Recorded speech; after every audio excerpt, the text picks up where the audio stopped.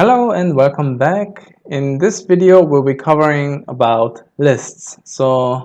Last couple of videos, we looked at strings, and lists are similar ideas, but they are more like generic containers for any of the types that you can use in Python.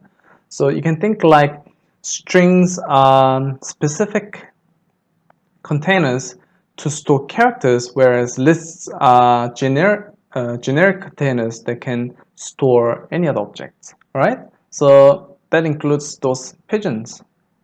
Sorry. Anyway, let's continue. So Python lists. Many computer programs handle collections of data, and lists is one of the most widely used Python containers that can collect data. Okay, so most such collections can be represented in Python by its list data type. A list is a sequence of objects that can be processed sequentially. Yeah, what a funny sentence. But yeah, I hope you understand what it means. So basically, we have collection of data inside a list. Then we can go through one at a time, and then we can process the data, whatever it's containing. Okay. The Python list also allows immediate access to any elements by subscripting. For example, if we have a list of marks, then if we know the index I, then we can access it by using the square brackets. Okay. So similarly for the string, because string is a container for a bunch of characters, you can use the subscription for the string to access individual characters inside a string as well. But you can test that very soon. So in math notation, we will write this as marks subscript I. So Python list is both a list and an array. Okay, so let's have a look further. So here's some examples. So days in month equals square bracket, and then you can put bunch of numbers, and each item inside a list is separated by a comma. Okay, so all those numbers are individually stored inside a list. Here is names for male guys: Freddie, Brian, Roger, John, and these we have 4 items in this list. We have colors: red, green, blue. We have 3 items in the list, and so forth. All right, and most of the time we would like to store the same data type in the list, but lists do allow you to store different data types as well, just like one down here. And of course, if you want to start with an empty list, all you can do, what you can do is just create an empty list just using square brackets without anything inside. Okay, so going back to the mixing the data type, list of objects of different types is legal as mentioned before, but this is not a good style because normally list gets used for iteration processes. And for example, if we want to add up all the numbers inside a list ourselves, or do some string concatenations, then these are not ideal lists to be using because we'll get an error. Okay, so a better way is to use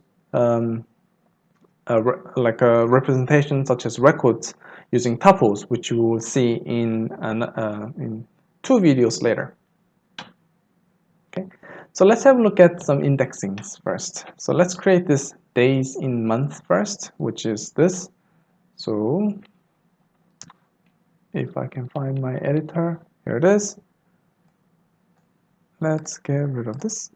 Okay, so days in month equals 31, 28 spaces, wrong area, 28, 31, 30, 31, 30. I just add 6 numbers there. Okay, run it, and then days in month, typo, is now loaded in the namespace. Okay, so we can do the example that we had here. Here, days in month, if I just type this, it will return me the whole list that we just created. But if I want individual item, one item out of those, then I use the indexing 0. So remember, the index of items starts from 0, so this will give me the very first item, 31 here. So this gives me 31. Okay, similar idea with other lists here. So color 2 will print blue because we started with red, green, and then blue, and index 2 is the third item. Okay, 0, 1, 2. Okay. You can also do things like print squares of length squares minus 1. This means I'm accessing the last item. I can do the same with days in months. Days in month, I want to access length of days in month minus 1. Why minus 1? Because our index starts from 0. So if I have 10 items, the last index is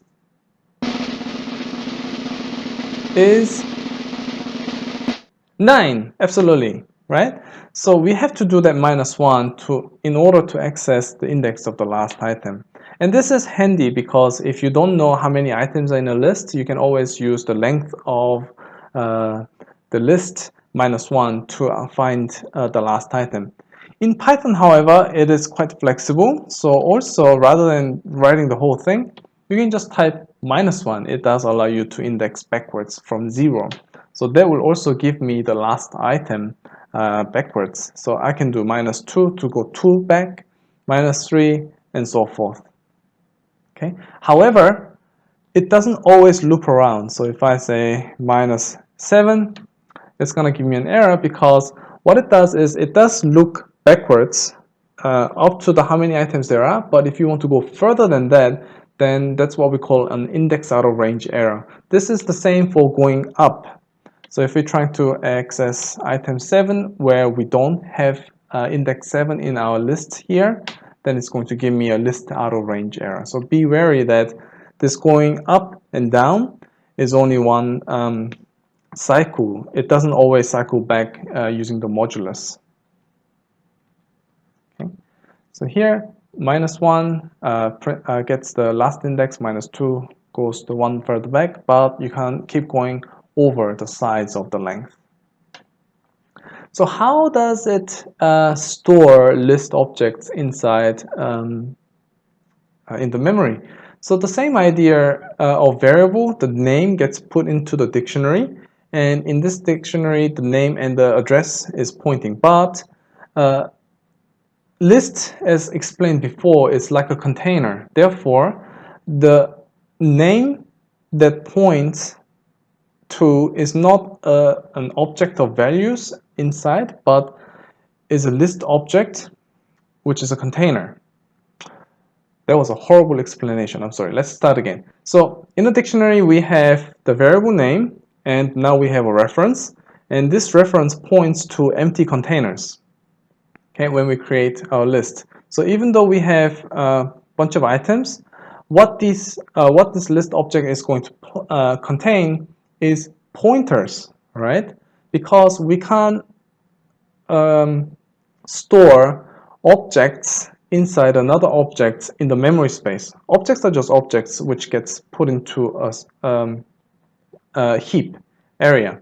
Okay, so when I created names, Fred, this is going to be an object itself inside a heap, and this has to be pointed. And if this is belonging to a list up here, then this list is going to create a pointer that points to this string object. So we have two layers of references in order to access individual items inside a list. Okay, and this concept is very important later when we manipulate list objects and dealing with them. Okay, so do remember this is a two-stage access to get the objects that are stored inside a list.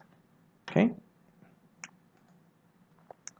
So now let's look at changing list elements. Okay. So for example, we had list of names for whatever purposes, and what we want to do is change the name inside a list. So let's do exactly that.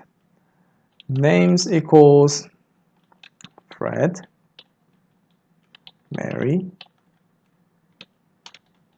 Chinmay, All right, so now we have these names, but I want to change names at index 1. This is the second item, to now Alex. Okay, so what happens to name is that it updates the item at index 1, because when I access names 1, then I am actually, you can think like you're standing at this particular object. And then what I'm saying is, all right, change this reference to point to a new string called Alex. So this reference gets updated from pointing Mary now to point Alex. Okay. So we don't get a new list. Instead, just the references inside the list object gets updated to point to new objects when this particular operation happens. Okay. So in this sense, we say that list objects are mutable. So when you hear a term called mutable, that means that object, you can change it. It's changeable. In contrast, if you say an object is immutable, that means that object elements cannot be changed, right? We'll have a look at examples of immutable objects soon. So next thing is list slicing, like this, right? So a list, you can think of it as a whole tomato, and then when you slice it, you get a part of the tomato, but you can still maintain type as a list. Okay, so we want to work with sublists rather than individual items, and this is where slicing becomes useful. You can do this by specifying the starting point of the slice and the ending point of the slice plus 1. So this means you start from an index and to the end index, but not including. Okay, start to finish, start to end, but not including. Okay, so this is called slicing. So here's an example of squares. Let's create squares. Squares equals 1, 4, 9, 16, 25, 36, 30, 36, 49. That should do it. Okay, so now I want to print squares 2 to 4. Okay, remember the indexes are starting from index up to but not including. So start from 2, 0, 1, 2. Oh, this is different to my example. So we're going to start printing from 9 up to 4 but not including. 3, 0, 1, 2, 3 but not 4. So I'll see 9 and 16 for this particular example. Okay.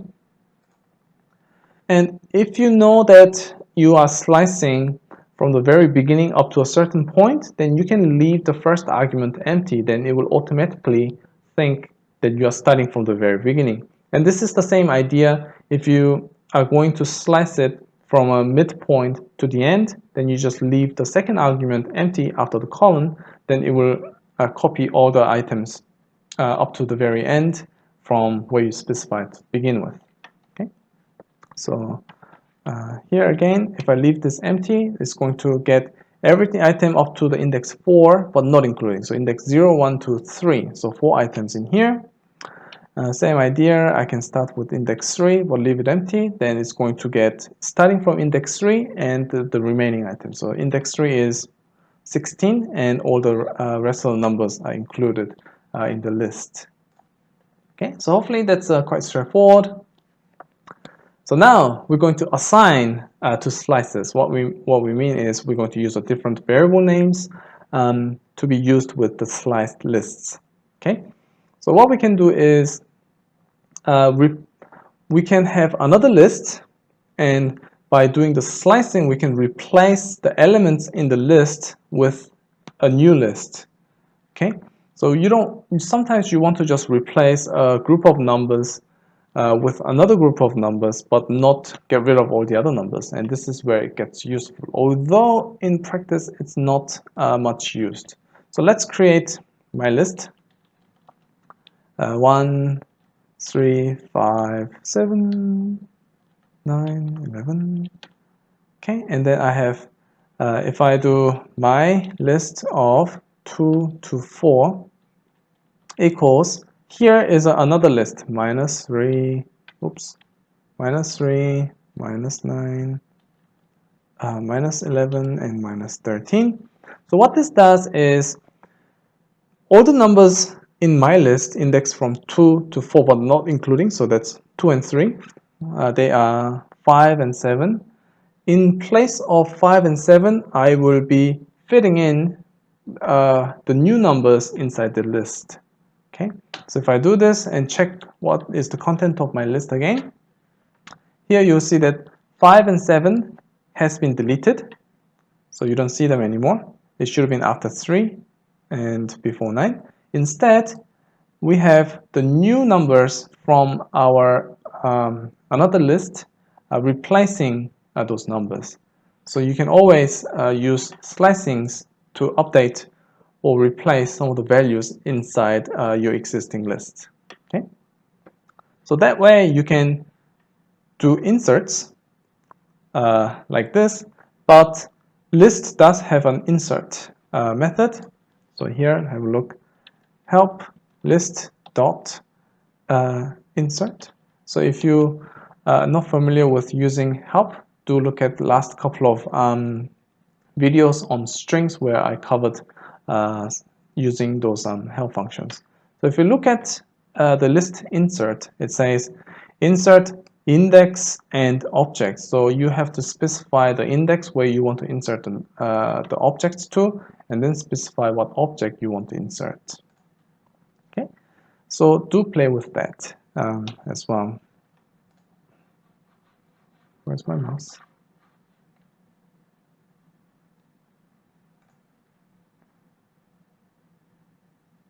Ooh, what's going on? Okay, yeah, that was strange. Anyway, that was the actually the end of this video. So next video we'll cover more about lists. So I'll see you in the next one. Bye.